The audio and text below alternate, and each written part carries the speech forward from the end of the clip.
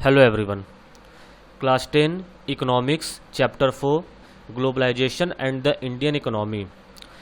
इसके पिछले वीडियो में हम लोगों ने ग्लोबलाइजेशन के बारे में थोड़ी चर्चा की थी और वहाँ पर हम लोगों ने ये जाना था कि the globalisation has resulted in rapid transformation of market across the countries all over the world, कि ग्लोबलाइजेशन के वजह से पूरे विश्व के मार्केट में एक परिवर्तन आया है, एक ट्रांसफॉर्मेशन आया है।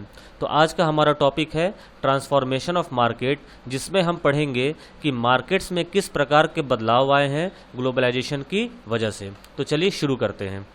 तो हमारा पहला पॉइंट है the markets today boom with brands for goods from shirt to gadgets to automobiles to fruit juice.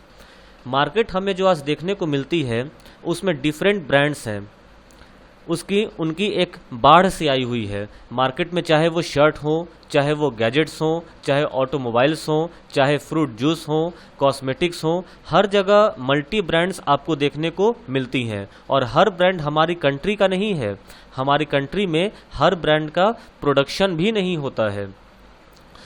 People have wide ranging choice of goods and services available in market। लेकिन चूंकि अब हमारे मार्केट में हर product के different brands मौजूद हैं, इसी वजह से लोगों के पास हद से ज़्यादा चॉइस होती हैं जब वो मार्केट में जाते हैं। Quality products are available at low prices. चूँकि कंपटीशन काफ़ी ज़्यादा होता है, अब जाहिर सी बात है, जैसे अगर हम एग्जांपल लें टेलीकम्युनिकेशन में जियो का, पहले हम लोग जो डेटा ऑपरेटर्स होते थे, एयरटेल, आइडिया, वोडाफोन, जो डेटा ऑपरेटर्स होते थे, उनका जो डेटा पैक आता था वो महीने में 1 GB या 2 GB net connection, net data हमें मिलता था। और उस वक्त वो काफ़ी भी होता था, वो जल्दी ख़त्म में नहीं होता। लेकिन जब जियो मार्केट में आया तो उसने एक डेटा क्रांति ला दी।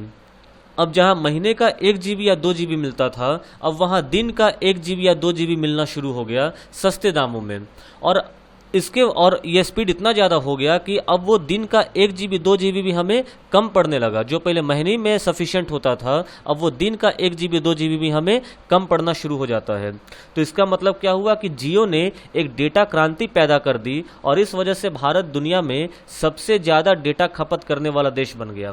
तो जो क्वालिटी प्रोडक्ट्स थे अब वो लो प्राइसेस में मिलने शुरू हो गए। जब एक टेलीकम्युनिकेशन के कंपनी ने जब लो प्राइसेस में डेटा ऑफर करना शुरू किया, तो अब कंपटीशन में रहने की वजह से जो बाकी डेटा ऑपरेटर्स थे, एयरटेल, आइडिया, वोडाफोन, जितने भी टेलीकम्युनिकेशन ऑपरेटर्स हैं, अब मार्केट में रहने की वजह से, कंपटीशन की वजह से उन्हें भी अपने प्राइसेस को लो करना पड़ा और क्वालिटी प्रोडक्ट, उनको अपनी क्वालिटी और ज़्यादा बढ़ानी पड़ी।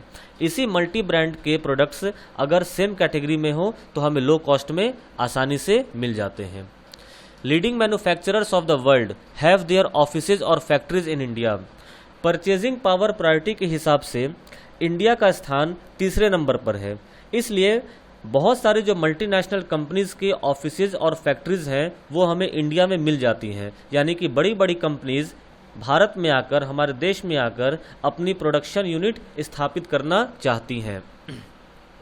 The urban well of section has made most of this transformation of market. आजकल मार्केट में पैसा लगता है, तो जो पैसे वाले लोग हैं, जो रिच पीपल हैं, वो इस ट्रांसफॉर्मेशन जो हो रही है वो मार्केट में इसका सबसे ज़्यादा फ़ायदा उठाते हैं, क्योंकि ज़्यादा पैसा होगा तो वो ज़्यादा से ज़्यादा वो प्रोडक्ट को खरीदना चाहेंगे। और चूंकि प्रोडक्ट के हमारे पास मल्टीपल ब्रांड्स अवेलेबल हैं, तो जो ब्रांड की क्वालिटी अच्छी होगी, जिस ब्रांड के दाम कम होंगे, उसको वो ज़्यादा से ज़्यादा परचेस करना चाहेंगे। और जो ब्रांड ज़्यादा बिकता है वो जाहिर सी बात है काफ़ी फेमस हो जाता है और इसी वजह से मार्केट में कंपटीशन मिलने शुरू हो जाते हैं। जिसके एग्जाम्पल्स हम लोग देख सकते हैं, कार्स हुए, मोबाइल्स हुए, कैमराज हुए। आज के विश्व में उपभोक्ता के रूप में हम में से कुछ के सामने वस्तुओं और सेवाओं के विस्तृत विकल्प हैं। एग्जाम्पल के तौर पर लें, अगर हम ज़्यादा पीछे नहीं जाते हैं, हम आज से तकरीबन 25-30 साल पहले अगर हम की ओर देखते हैं, तो आप अपने पिताजी से या अपने ग्रैंड पेरेंट्स से पूछ सकते हैं। तो पहले के मार्केट में अगर हम कार का एग्जांपल लें तो एम्बेसडर दिखा करते थे, फिएट दिखा करते थे ज़्यादातर, और कोई कार दिखती ही नहीं थी, यानी कि जो भारत में बन रही है बस वही कार हमें यहाँ पर दिख रही होती थी। लेकिन आज के ज़माने में जितने भी कार के जो लीडिंग मैन्युफैक्चरर्स हैं उन हर कंपनी के कार हमें भारत के सड़कों पर दौड़ते हुए मिल जाते हैं। अगर हम मोबाइल्स में आए तो जब मोबाइल का जब यहाँ पर रिवॉल्यूशन शुरू हुआ था तो सिर्फ नोकिया का मोबाइल हुआ करता था, छोटे छोटे मोबाइल हुआ करते थे जो कीपैड से काम करते थे, टच स्क्रीन हुआ नहीं करता था, काफ़ी भारी मोबाइल हुआ करते थे। लेकिन अगर आज के समय में देखें तो करीब करीब हर कंपनी का मोबाइल, स्मार्टफोन्स आ गए, लेटेस्ट फीचर्स आ गए। दैट मीन्स कि एक रिवॉल्यूशन हुआ, एक क्रांति आई। तो पहले के मार्केट में और अभी के मार्केट में हम इस अंतर को आसानी से समझ सकते हैं और हर प्रोडक्ट में हमें ये अंतर देखने को मिलता है। चाहे जो भी प्रोडक्ट हमारे यहाँ के सामने से गुजरे, हर प्रोडक्ट में हमें ये अंतर देखने को मिल जाता है।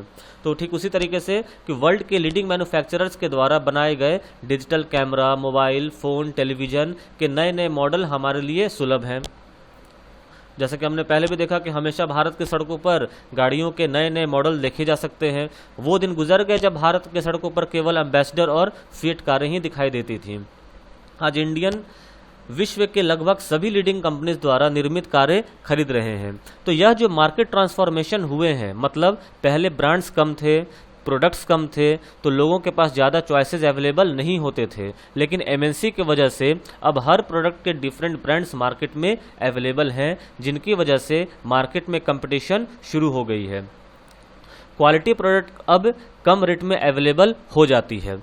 तो हम लोगों ने यहाँ पर यह समझा कि ये जो मार्केट में जो ट्रांसफॉर्मेशन हुआ है, पहले प्रोडक्ट काफ़ी कम हुआ करते थे, अब प्रोडक्ट काफ़ी ज़्यादा हो गए हैं, ब्रांड्स काफ़ी ज़्यादा हो गए हैं। तो इसमें मल्टीनेशनल कॉरपोरेशंस की भूमिका काफ़ी ज़्यादा रही है। अगर ये मल्टीनेशनल कॉरपोरेशन नहीं हुआ होता तो हो सकता है कि मार्केट का जो ट्रांसफॉर्मेशन है आज भी नहीं हुआ होता और हम वहीं के वहीं रहते। तो अगले वीडियो में हम इसी एमएनसी टॉपिक को शुरू करेंगे कि एमएनसी क्या होते हैं और किस तरीके से उन्होंने मार्केट पर अपना कंट्रोल जमा लिया है। तो इस वीडियो में इतना ही। अगर इस वीडियो में कुछ भी समझने में प्रॉब्लम हुई हो तो कमेंट सेक्शन में कमेंट करके आप सवाल पूछ सकते हैं, वहां पर आपको इसका आंसर मिल जाएगा। और अगले वीडियो में हम लोग MNCs and their control over market topic को शुरू करेंगे। Thank you.